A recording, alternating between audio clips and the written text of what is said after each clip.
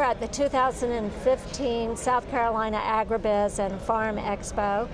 And as you know, there are all sorts of people from different occupations and in different parts of the state that are here today. And one fellow that we have here is Mr. Harry Ott.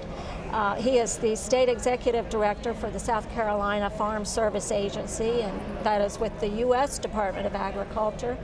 Mr. Ott, thanks for joining us. Well, thank you very much for having me. It's an exciting time to be in Florence and look at all the new equipment and everything that they've got as it relates to agriculture. Right, and it's an exciting time to be a part of agriculture in general. It is a very exciting time. As everybody knows, we've got a new farm bill that we are in the process of implementing, and that's why we are down here. We've got some some Farm Service Agency staff here that we are trying to meet with farmers and explain and answer questions about the farm bill.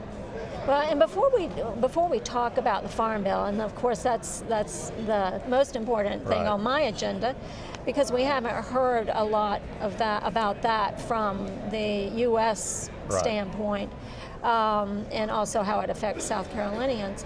But the Farm Service Agency, you're out of U.S. Department of Agriculture. We are. And then what is the role of the Farm Service Agency? Okay, it's a frequently asked question. Everybody knows that we've got a farm office, but a lot of people outside of the farming community don't really know what we do. We have two main branches that I divide the Farm Service Agency in.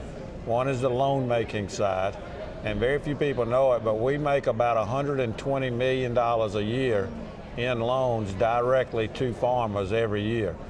And this can be used for farmers to purchase property, farmland. It can be used for farm operating loans to buy fertilizer, seed, chemicals, and all of that type stuff, or it can be used to buy equipment. Some farmers use it to buy cows and anything that goes into production agriculture. If you qualify for a loan, we are in the business to making loans. We've also got a new tool that we are very proud of called microloans. And these are smaller sized loans. They started out at $30,000 and now we can go up to $50,000 on a microloan. The requirements are a little less since we're dealing with a little less money.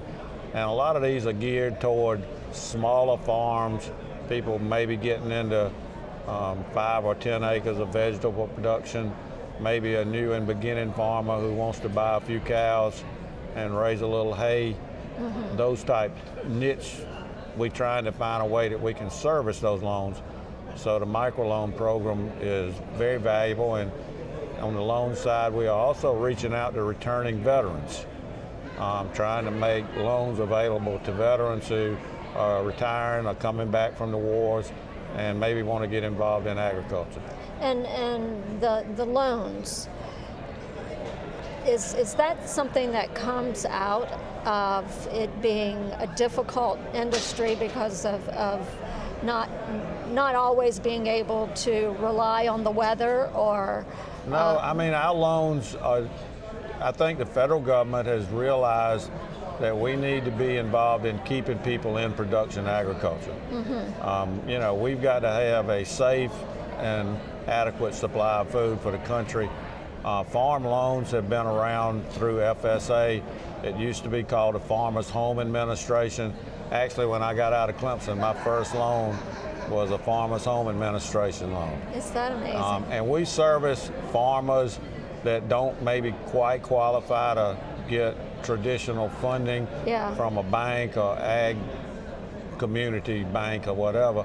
So we fill that niche, and we make a few loans that maybe couldn't be serviced by a traditional institution.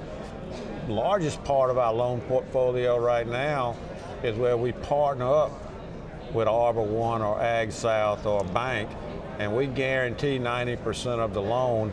They make the loan, they service the loan, but we stand behind the loan for those farmers who are right on the edge of being able to get traditional financing. Now, coming out of the recession, have you seen more need for that, or? We have. I would say our loans are picking up. More and more farmers are finding out about it and taking advantage of it. Mm-hmm. And on the niche side, the microloans, now that we are seeing more in terms of the smaller farmers coming back on board, and a lot more interest in eating close to home and growing close to home, and I'm wondering if you're seeing a bit in that regard. We are seeing a lot more traffic coming into our office inquiring about these smaller loans. I would be hard pressed to say we are making a lot of them right now. We are making some, and we are trying very hard to make as many that qualify, but we still have a certain set of qualifications Sure. that you've got to fit in. And you know, if you walk in and you've got this, I call it the warm fuzzy feeling, and I want to be a farmer, but you don't know what you want to grow, and you don't know how to grow it, and you don't know where you sell it, you're probably not going to qualify for one of our loans. Right. And sometimes we disappoint people when we tell them, you know, you need to bring us a business plan. You need to show us how you're going to pay us back and how you're going to make some profit. And then if you can do that, growing whatever you want to grow, we'll be glad to talk with you. Sure. But at that point, we kind of separate those that have a little experience and really want to be a farmer from those that just think they want to be a farmer. Right. Now, the other side that we haven't talked about yet, after we get out of the loan half of the business, we've got the farm bill implementation. We call that farm programs. That's where all the discussion, and I've been spending, and my staff, we've got about 135 people working around the state, and we are implementing the farm bill. And you know, it's a lot of conversation going on in farm communities.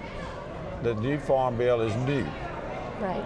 It's got a lot of new terminology, and unlike in the past where this is it, sign up or don't sign up, in this new farm bill, farmers get the opportunity to make some choices. And I believe that's a good thing. If, you know, we just have to do some education, make sure that we inform the farmers and give them the facts so that they can make the right decisions. Very proud that we've teamed up with Clemson and South Carolina State on the educational end.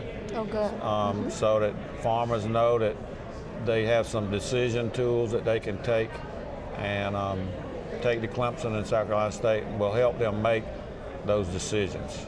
And when we spoke last year at the Ag Expo, I believe at that time the bill had not passed. It was right on a cusp, but we got it over the finish line. Yes, and that's a great thing.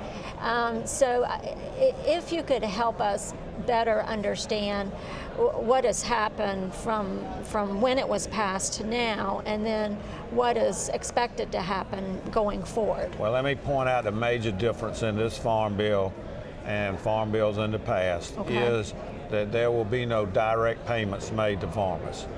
That politically, you heard a lot of conversation going on in the past about farmers getting direct payments when they really didn't need them. Sure. Now I can make that, we'll have another conversation about that, but anyway, and the political powers decided that they wanted to do away with direct payments. So now we are going to have two types of programs. We are going to have a price protection program, which we call PLC, and we will have a revenue protection program, which we call ARP. And are there other aspects of the farm bill that are important to know, particularly for South Carolina farmers? They need to know that we are continuing the conservation reserve program with pine trees.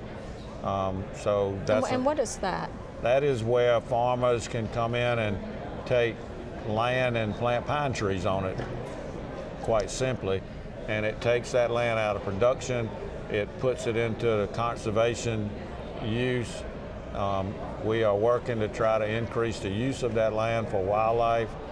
I'm going to be involved in a quail habitat thing that we want to help with CRP to try to get a few more quail. I would love to think my grandsons will be able to hunt quail like I used to, but it's looking pretty bad right now in the quail population. But we're working on it.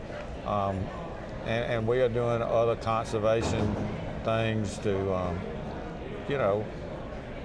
do our part. Right, right. I tell people all the time, farmers were the first environmentalists, and we want to remind people that we are very conscious of what we do with the environment.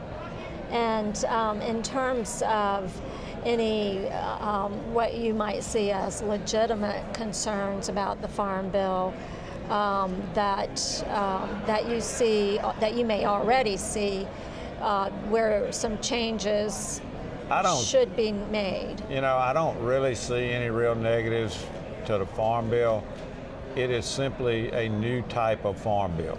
Mm-hmm. And it's going to take those of us in agriculture a little bit of time to make this a user-friendly type thing. Right. Unfortunately, because it took so long for Congress to get it passed, we are on a pretty tight timeline, and that means farmers, now that we've got our crops out of the field, we need to spend a lot of time in January and the early part of February figuring this out.